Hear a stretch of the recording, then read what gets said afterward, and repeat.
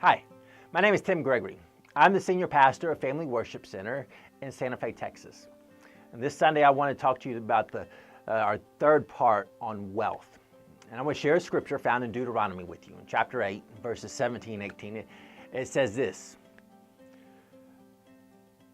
Don't say to yourself, and this is God warning the children of Israel as he brings them to the promised land. He says, don't say to yourself, my power and the strength of my hands have produced this wealth for me. But remember the Lord your God, for it is he who gives you the ability to produce wealth. Again, as we have been speaking, wealth is not a bad thing. As long as we don't let it into our hearts, we can use it for God's kingdom. And God gives us the ability to gain wealth for that very purpose. You see, we represent Jesus Christ on earth, going forward fulfilling the mission that he gave to us, the Great Commission. And as we do this, wealth comes in mighty handy if we use it for the right purpose. And God gives us ideas, as he does, to produce wealth. Act upon them.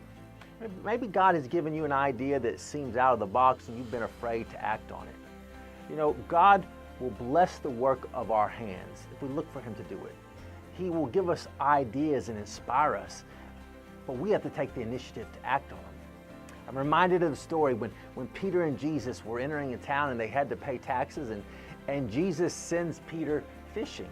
Peter goes fishing, he pulls the fish out, and there's money in the mouth of the fish, and he uses it to pay the taxes. But here's the interesting thing. Peter was a fisherman by trade. God blessed the work of his hands in an unusual way. But it took Peter to take initiative, to act on what God was leading him to do. And God blessed it, and it took care of the need at the time. I want to encourage you. If God's moving on you to do something, do it. Act on it. Take the initiative and allow God to bless the work of your hands. If your hands aren't put to anything, there's nothing to bless.